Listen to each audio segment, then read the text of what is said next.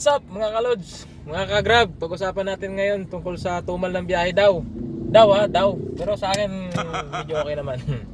Ayan, magbibigay lang ako ng konting tips para sa ating mga about sa ating biyahe, kung paano ba kumita ng ganun pa rin na ma-earn natin yung 5,000 daily.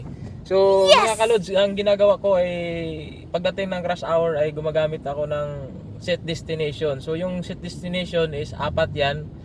So pagdating ng rush hour, lalo na pag napadpad ka ng Manila area, Makati area, gumamit ka ng set desti. Ang set desti mo is ilagay mo ng, para sa akin paborito ko yung area ng South. So nilalagay ko yan sa set desti ko is Skyranch Tagaytay or SM Santa Rosa Laguna.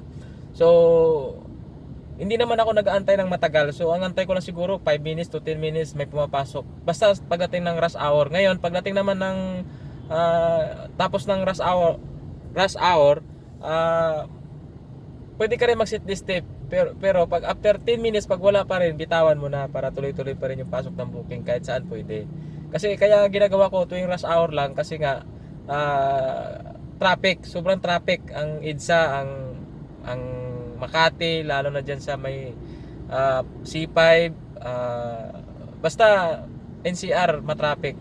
So kailangan mapunta ka ng probinsya para doon maluwang, at saka andaan mo Skyway para para kumita ka ng 5,000 daily within 12 hours, or kung siswertehin ka 12 hours magiging 6,000 to 7,000. So yun ang ginagawa ko daily. Ang diskarte ko lang ay gumagamit ng set destination. Ngayon pagka yun nga sabi ko, pag walang pumapasok sa set desti sa loob ng 10 minutes, bitawan mo na. At pag bitaw mo, siyempre may papasok yan, hindi naman pwedeng mawawala yung pasok ni Grab. Basta wag ka lang mag-cancel, wag ka lang mag-ignore. Laro-laruin mo lang yung completion rate mo, wag ka masyadong ignore, kasi nga pagka panay ignore ka totoo yan yung sinasabi, pag panay cancel ignore ka, madalang ka na batuhan ni system ni Grab. Kaya konting kalaman lang mga ka-Grab, gawin nyo yan yung tuwing rush hour. Tapos ang magandang labas pala natin, kung kaya nyo lumabas ng madaling araw ng alas 4, alas 3 ng madaling araw, labas kayo ng madaling araw alas 3 to hanggang alas 11, uwi kayo sa inyo alas 11 ng umaga, and then balik kayo ng mga alas 3 ng hapon hanggang alas 10 ng gabi or hanggang alas 9 ng gabi. Sigurado yan mga kalods, mayroon na kayong 5,000 dyan or above pa doon.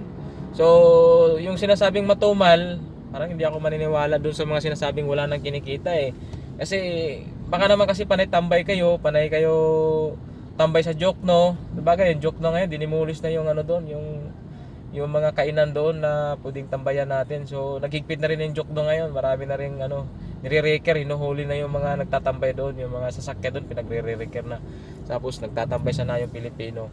So yung din pala, yung signal nyo, lagi nyo i-check yung signal nyo, gaya ng sa may Terminal 3, bago papasok ng Terminal 3 nawawala ng signal dyan, kaya nga sabi nila may magic dyan. Hindi po totoo yan.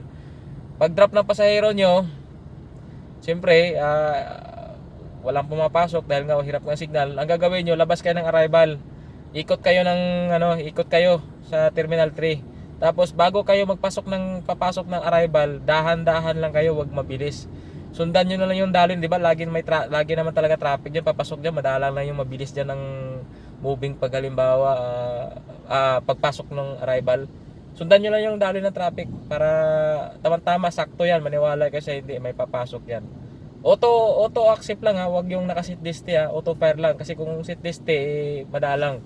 So ang set destination ginagamit ko lang sa area ng Makati, BGC, Maynila or Malate, rush hour. Sure ball yan, may papasok talaga dyan, hindi pwedeng wala. Subok ko na yan sa loob ng ilang years na ba ako kay Grab. Nag-start ako ng 2017, 16. So bago umalis si Uber, naabutan ko pa yun si Uber, bago umalis si Uber dito sa Pilipinas. So yun, kung gusto nyo palang sundan yung aking mga video, andun sa aking sa YouTube channel, like and Subscribe. subscribe nyo lang yung aking YouTube channel, GR New TV, and then pindutin nyo yung notification bell para updated kayo sa lahat kong videos.